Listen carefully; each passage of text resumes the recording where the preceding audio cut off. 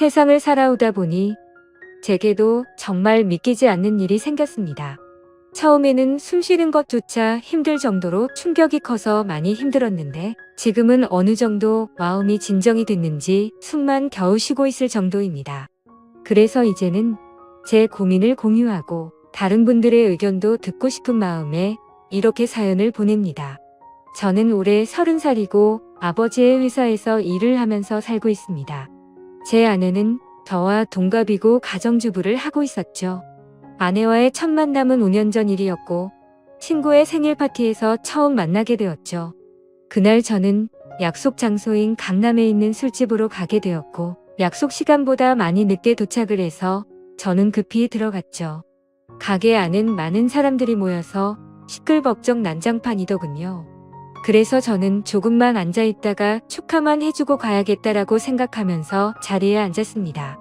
그런데 제가 자리에 앉은 지 10분도 지나지 않아서 술집의 문이 열리더니 정말 여신이라는 표현이 아깝지 않을 만한 그런 여성이 들어왔습니다. 누가 봐도 바로 알 수 있는 명품 백에다가 고급스러운 복장이 귀티가 많이 흐르더라고요. 그래서였는지 그때 그 시끄러운 와중에도 몇몇 남자들은 저처럼 조용히 쳐다보고 있다라는 걸 느낄 정도였죠. 그때 저는 바로 그 생각이 들었습니다.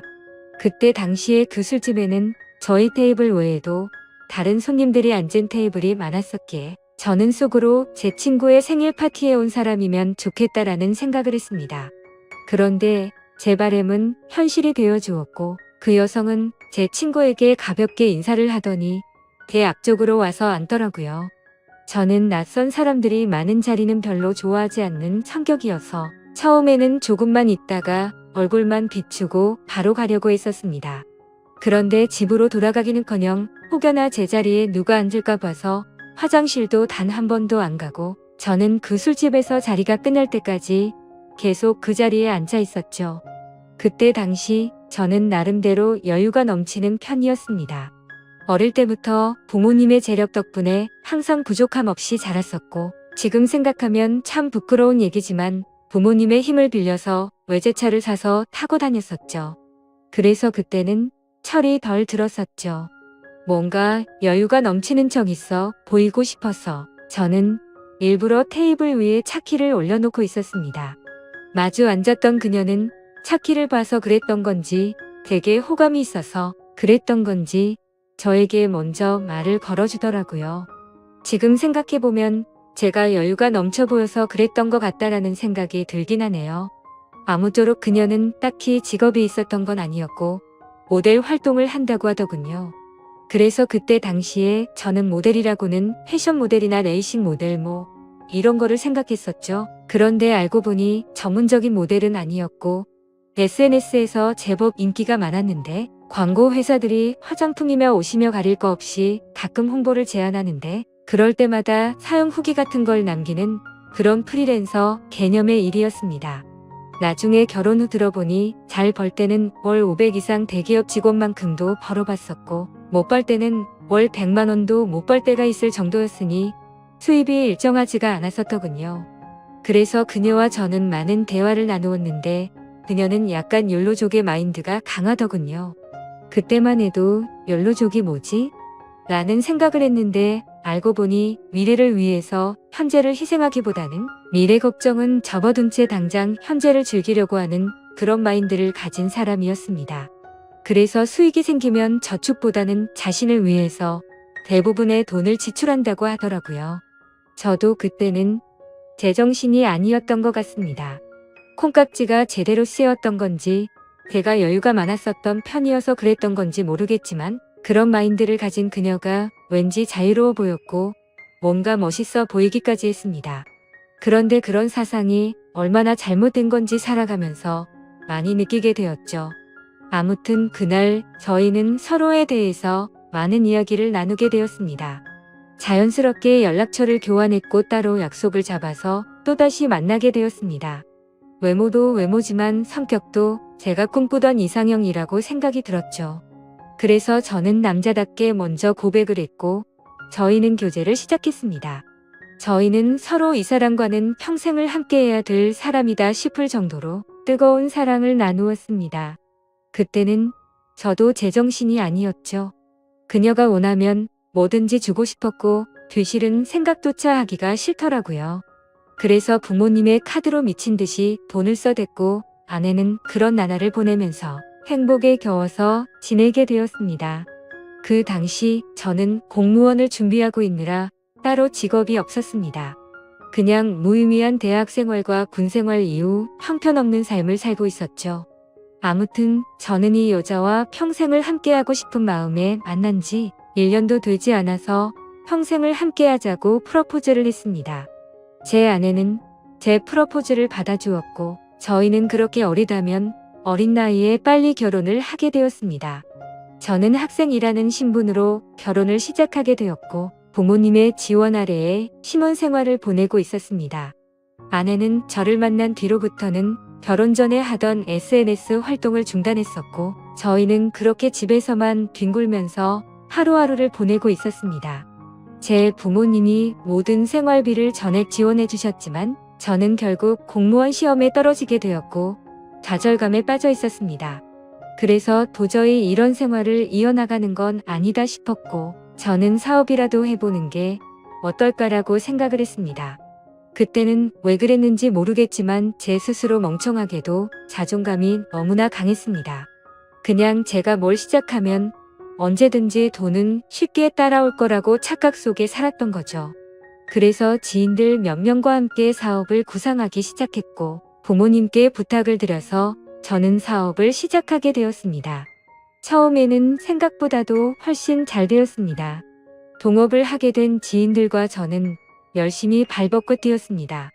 그래서 이대로만 간다면 아버지를 넘어서서 훨씬 더 성공할 수 있겠구나 싶었죠. 그런데 그런 달콤한 꿈도 잠시였습니다. 왜 사업을 할 때 절대로 동업을 하지 말라고 하는지 알겠더군요.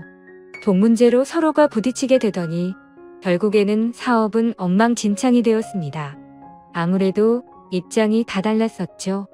누군가는 자금을 투자했고 누군가는 발로 뛰었고 그러다 보니 굳이 서로가 필요 없는 존재로 여기게 되었고 분열이 되었던 거죠. 결국 남보다 더 못한 사이가 되면서 서로가 각자 제 갈 길을 가게 되었고 엎친 데 덮친 격으로 제가 했던 사업의 시장도 경쟁이 치열해졌습니다. 어떻게든 버티고 또 버텨봤지만 앞으로의 전망이 없다고 판단되어서 결국에는 사업을 포기하고 또다시 백수의 길을 걷게 되었습니다. 그때부터는 점점 부모님 뵙기도 부끄러웠고 제 자신에 대한 자존감이 낮아질 대로 낮아졌습니다. 저는 신경이 날카로워졌고 그런 저를 걱정해 주시는 부모님과도 큰 싸움을 하게 되었습니다. 무슨 자신감인지 다 필요 없으니까 저한테 연락을 하지 말라고 하면서 부모님과 연락도 끊게 된 거죠. 부모님도 그때는 지칠 대로 지치셨는지 완강하셨습니다. 무엇보다도 아내는 그런 제게 엄청나게 불만을 가졌고 매일같이 짜증을 냈습니다. 지금 당장 우리 둘 다 수입이 없는데 그렇게 싸우면 우리 생활을 어떻게 하느냐고 말이죠. 그래서 저는 쓸데없는 자존심으로 내가 어떻게든 먹여 살릴 테니까 걱정하지 말라고 했고 그날부터 할 수 있는 일은 뭐든지 했습니다. 쓸 수 있는 게 몸뚱아리밖에 없다 보니 배달 대행도 해보고 대리기사도 뛰었습니다. 그렇게 1년 동안 겨우 입에 풀칠하면서 버텨갔지만 도저히 미래에 대한 비전이 안 보였습니다. 그래서 결국 저는 부모님께 사죄를 드리게 되었습니다. 그동안 실망시켜드린 죄스러운 마음을 보답하기 위해서 아버지 회사로 들어갔습니다. 아버지 회사는 동생이 대학을 포기한 채 사업을 돕고 있었고 동생이 그 사업을 이을 예정이었습니다. 저 또한 아버지의 뒤를 이을 생각으로 들어간 건 아니었고 그래도 하루 벌어 하루 먹고 사는 인생보다는 기술이라도 배우는 게 낫겠다 싶어서 들어가게 된 거였죠. 동생의 밑에서 일을 배워가며 했지만 기분이 나쁜 건 전혀 없었습니다. 1년 동안 더 뼈저리게 사회생활이 힘들다라는 걸 깨달은 덕분이었죠. 그래서 그동안 부모님 카드로 돈을 막무가내로 쓰던 지난날을 반성하게 됐고 오히려 그동안의 잘못을 뉘우치면서 저는 부모님의 신뢰를 얻기 위해 정말 열심히 살았습니다. 그렇게 하다 보니 좋은 결과들이 점차 뒤따라오기 시작하더라고요. 기존의 업체들보다 제법 규모가 큰 업체들이 운 좋게 거래처로 들어오게 되었습니다. 그 후 저의 출근 시간은 매일 새벽 6시가 되었고 퇴근은 저녁 10시 이후에 하는 생활이 이어졌습니다. 그런 생활이 이어지다 보니 자연스럽게 몸과 마음은 점점 힘이 들었죠. 하지만 과거 부모님 등쳐먹으면서 백수로 지낼 때보다는 훨씬 나았습니다. 항상 떳떳하지 못했던 제 자신이 이제서야 사람 취급받을 수 있겠구나 싶었고 제 스스로를 안도하면서 힘을 내고 있었죠. 이렇게 열심히 땀 흘려가면서 사는 게 맞구나 싶으면서 말이죠. 그때쯤에 아내는 휴대폰을 바꿔달라고 하더라고요. 그래서 저는 신규로 가입하는 게 저렴하길래 신규로 하나 사주었습니다. 제 아내는 연애 시절부터 그랬지만 항상 휴대폰을 손에서 놓지 않고 살았습니다. 여자들이 원래 핸드폰으로 이것저것 많이들 하니까 뭐 그러려니 했었죠. 그런데 힘들게 일하고 들어왔는데도 얼굴은 마주치지도 않고 대화할 틈 없이 매일같이 휴대폰만 보고 있는 게 못마땅하긴 했습니다. 그래도 예전처럼 돈도 펑펑 쓰게 못해주는데 그런 사소한 것까지 건들고 싶지는 않았습니다. 그렇게 힘든 하루하루를 보내고 있었는데 저는 최근에 업무가 과했던 건지 약간 몸에 무리가 오더라고요. 그래서 그날은 병원에 가서 검사를 받았고 영양제 주사를 맞고는 일찍 집으로 들어갔습니다. 그런데 집에 있어야 할 아내가 집에 없더라고요. 저는 아내에게 어디 갔냐고 연락을 했고 한참 동안 연락이 없었습니다. 평소에 항상 휴대폰을 불신처럼 끼고 사는 사람이 연락이 없으니까 뭐지 싶었죠.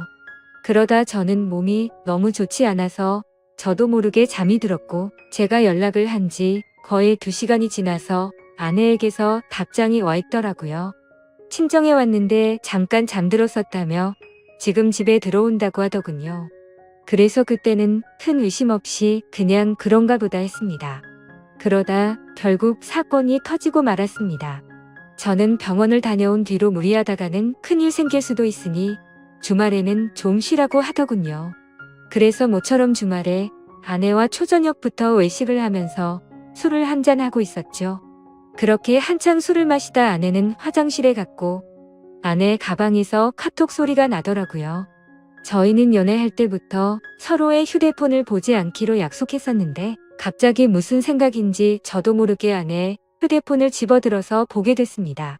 휴대폰은 잠금 상태가 되어 있었고 얼마 전에 아내의 휴대폰을 사주면서 제가 등록해 두었던 패턴으로 풀어봤습니다. 아직 패턴을 바꾸지 않았는지 바로 풀리더라고요. 근데 카톡 내용을 보니 나와라고 와 있었습니다. 저는 그 메시지를 보는 순간 이건 뭐지 싶었죠. 누가 유부녀인 아내에게 이따위로 말을 하나 싶었고 기분이 더러웠습니다. 그래서 상대방의 카톡 프로필을 보니 50대 정도 되어 보이는 남자의 사진이더군요. 그때부터 뭔가 의심이 됐고 급속도로 분노가 치밀어 오르더라고요. 그래서 그 남자에게 곧장 전화를 했습니다. 그 많은 사람이 있는 곳에서 소리를 질렀습니다. 나 이지 남편인데 네가 뭔데 나오라 말하고 이따위 카톡을 보내냐며 욕을 했습니다. 그러자 상대방은 말을 더듬더라고요. 죄송합니다. 앞으로 다시는 연락 안 할게요. 정말 죄송합니다. 이러더군요. 그래서 저는 뭐가 죄송하냐고 계속해서 추궁을 했죠. 근데 몇 분 동안이나 그 정신 나간 놈은 죄송합니다. 라고만 할 뿐 제가 묻는 말에는 하나도 대답을 안 하더라고요. 그때부터는 더 이상 의심이 아니라 확신이 되었습니다. 아내는 잠시 후에 자리로 돌아왔고 저는 아내의 휴대폰을 들고 있었습니다. 그 모습을 보고 아내는 곧바로 왜 남의 휴대폰 함부로 들고 있냐면서 짜증부터 내더라고요. 저는 헛웃음이 났고 아내에게 물었습니다. 뭐 숨기는 거 있냐고. 도대체 왜 그렇게 화들짝 놀라면서 화내냐고 물었죠. 아내는 휴대폰을 가져가서 자신에게 온 카톡 내용을 봤는지 잠시 생각하더니 말하더군요. 설마 오해하는 건 아니지? 라며 예전에 광고 의뢰하셨었던 사장님인데 연락이 온 거라고 하더라고요. 그래서 저는 너는 아는 사람한테 문자를 그따위로 보내는 사람 봤냐고 물었습니다. 그러자 아내는 그러게. 이 사람 제정신이 아닌가 본데? 라며 시치미를 떼더군요. 저는 말했습니다. 내가 이미 그 사람한테 전화했고 그 사람이 다 인정하고 사과까지 했는데 끝까지 거짓말 하려고 하냐고 말했습니다. 외도를 했다고 듣지는 않았지만 일부러 아내를 떠보려고 그렇게 말해봤습니다. 그러자 아내는 통화 내역을 확인하더니 조용히 있다가 미안하다고 하더라고요. 제발 그 말이 나오지 않기를 바랬습니다. 그냥 단순한 착각이길 바랬고 그 대답을 듣는 순간 피가 거꾸로 솟더라고요. 이게 미안하다고 될 일이냐고 말했고 그동안 있었던 일에 대해서 솔직하게 말하라고 했습니다. 지금부터 거짓말 하나라도 하면 연락 온 그놈 당장 찾아가서 다 엎어버리고 네가 한 짓도 너희 친정에 가서 다 말한다고 했죠. 그러자 아내는 그동안 있었던 사실을 말했습니다. 아내도 처음부터 이러고 싶지 않았답니다. 제가 배달 대행에 대리기사까지 하면서 한창 힘들게 지내던 때 자신도 도움이 되고 싶은 마음에 다시 SNS를 시작하게 되었다고 하더군요. 그런데 한참을 쉬어서 그런지 예전처럼 광고가 들어오지 않았고 이 남자에게서 메시지가 왔다고 하더라고요. 그냥 딸을 잃어서 너무 그리워서 그런데 만나서 밥만 먹어줄 수 없겠냐며 부탁을 들어주면 30만 원을 준다고 했다더군요. 그래서 혹시라도 이 남자가 헛짓거리하면 바로 경찰에 신고를 할 생각을 가졌고 밥만 먹고 30만 원이나 챙기자 싶어서 나갔답니다. 그런데 그 사람은 아주 젠틀했고 약속대로 밥만 먹었는데도 30만 원을 줬답니다. 그렇게 만남을 몇 번 더 이어가다 보니 지금까지 연락을 주고받았다고 말하더군요. 저는 단도직입적으로 물었습니다. 그래서 어디까지 간 거냐고 물었죠. 아내는 엄청 놀라면서 절대로 그러지 않았다고 하더라고요.